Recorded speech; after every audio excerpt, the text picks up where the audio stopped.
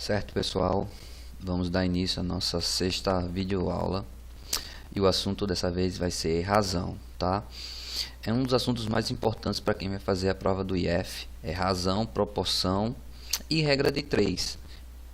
A regra de 3 simples é uma proporção, certo? Então entender razão e proporção vai ajudar a resolver regra de 3, que é um dos principais assuntos que caem sempre no IF, tá? Uma prova do IF sempre tem de 4 a 5 questões que se resolvem com regra de 3, com razão, proporção, tá certo? Então, vamos lá. Razão. Usamos razão para fazer uma comparação entre duas grandezas. Assim, quando dividimos uma grandeza pela outra, estamos comparando a primeira com a segunda. O que é isso? O que são essas grandezas? São números, tá, gente? Então, essas grandezas são números. Então, a gente compara quando a gente faz uma comparação entre duas grandezas, entre dois números, temos uma razão.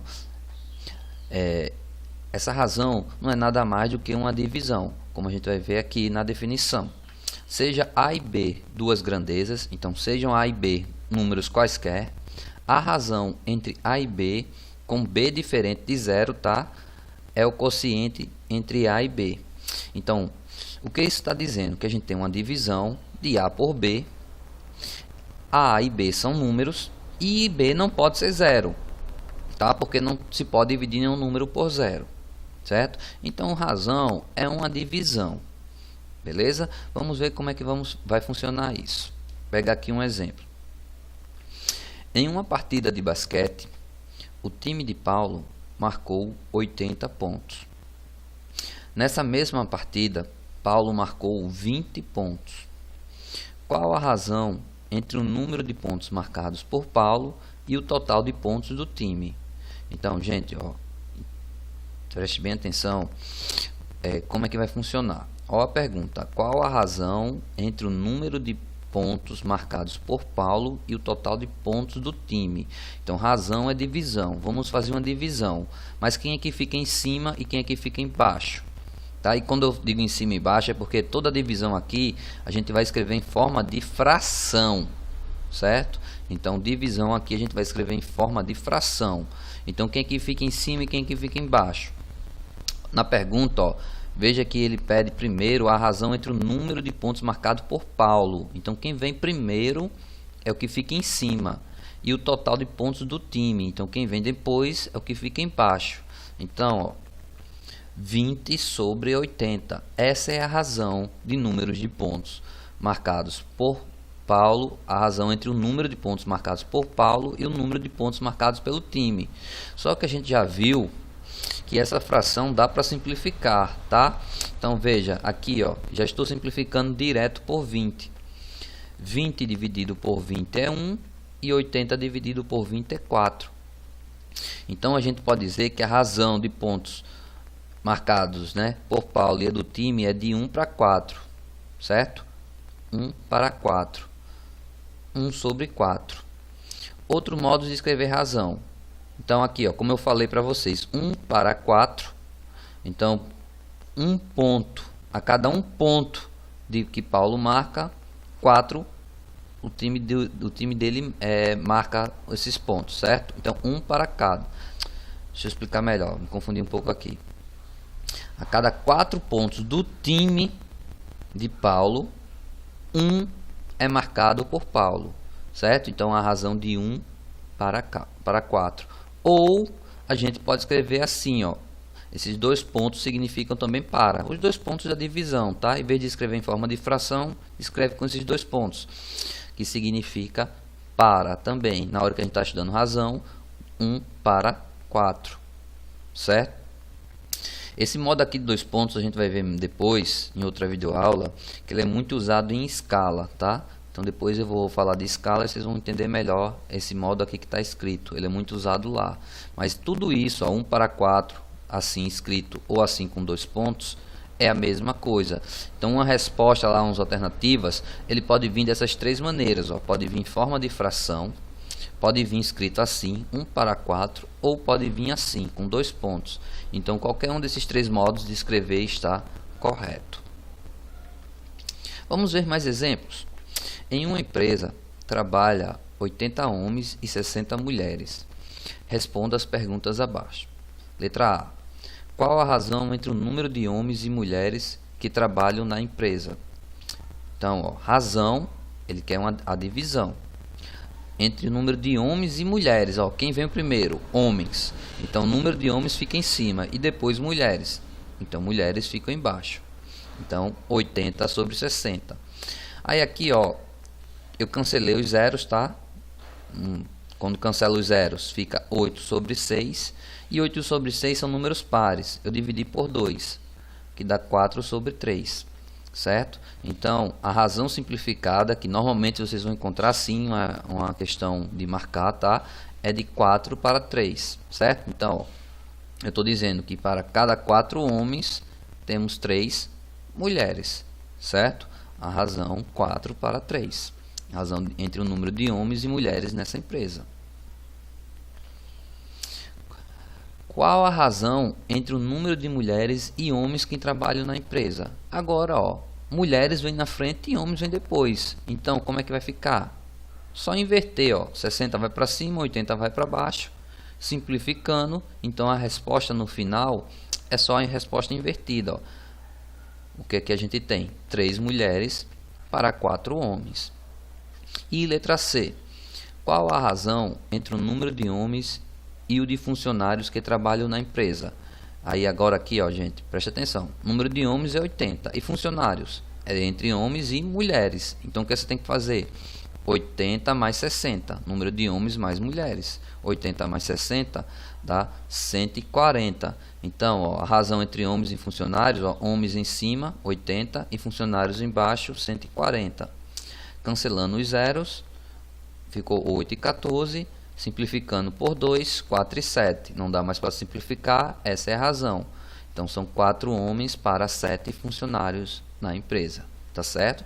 E veja que com uma questão, eu posso fazer várias perguntas. Tá?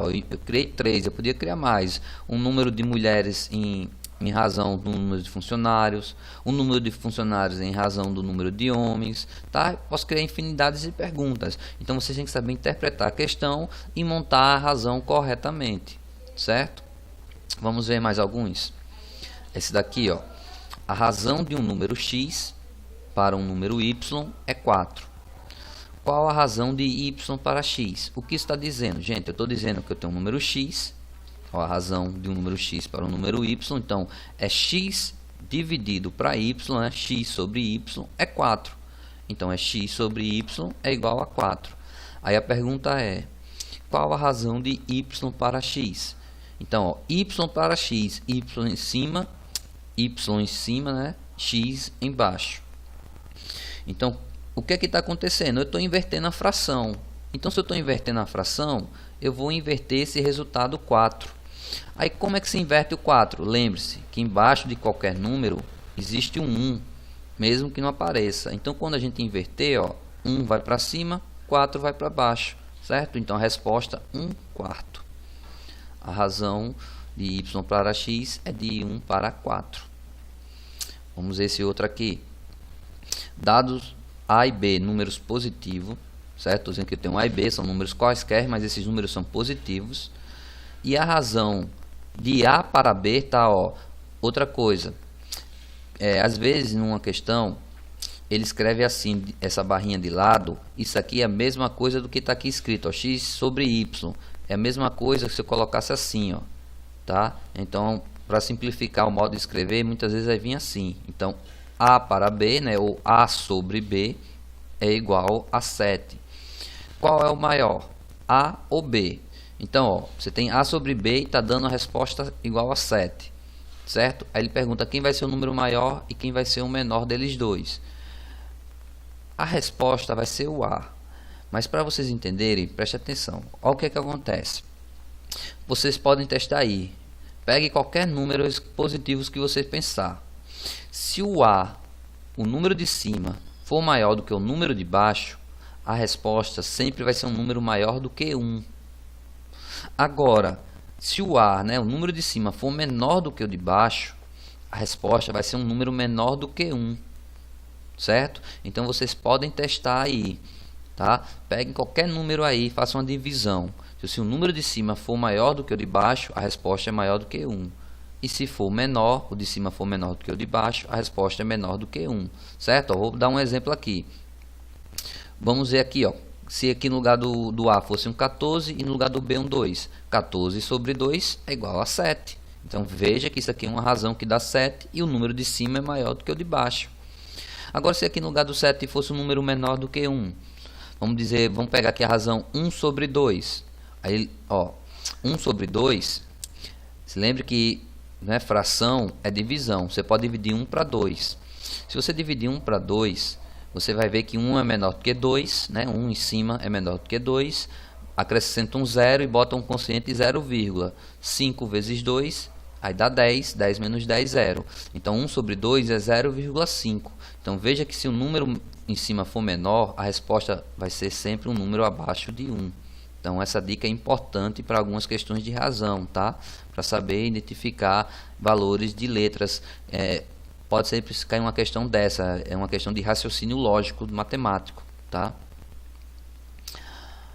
Aí, gente, ó, a aula de razão termina aqui, tá? E vai ter mais uma aula, depois mais uma videoaula, que eu vou explicar as principais razões, algumas razões importantes que vivem aparecendo. Uma das que eu falei no início da aula é escala, tá? Escala que eu falo, escala em mapas, eu vou explicar o que é uma das razões mais importantes. Veremos outras, tá? Velocidade, vamos trabalhar um pouco com porcentagem, certo? E depois a gente ainda vai ter aula de proporção e regra de 3 simples e composta. A composta é um pouquinho mais complicada e raramente cai, mas uma vez ou outra cai, então eu vou mostrar também uma videoaula. Aí para vocês vai ficar esse exercício para treinar, tá? Vão de questões simples que foram explicadas aqui no vídeo, mas também vai ter questão que vai ter que ter um raciocínio de vocês que eu não comentei, tá? Mas quando formos resolver isso aqui na aula presente mesmo, eu comentarei. E eu vou dar até a dica, são essas duas últimas, tá? Na verdade essas três. Essa terceira aqui, ó, fala de perímetro e área do quadrado. Apesar de eu ainda não ter feito vídeo aula de perímetro e áreas, né, de figuras, mas é uma coisa básica, então dá uma pesquisada se você não souber como calcular o perímetro e a área do quadrado, mas eu vou explicar isso em sala. Aqui vai precisar uma pegadinha também, tá? É uma questão simples, mas é uma pegadinha que vive caindo uma vez ou outra também no IF. Se vocês não souberem resolver essa pegadinha, que eu não vou explicar agora, dá errado. E essa aqui, a última, é a questão mais complicada.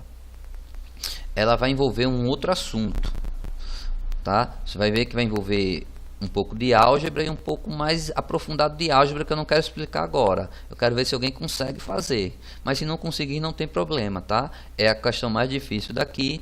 Na aula presencial eu vou resolver ela, tá certo? Então era isso. Eu vou encerrando a videoaula. Valeu aí a todos.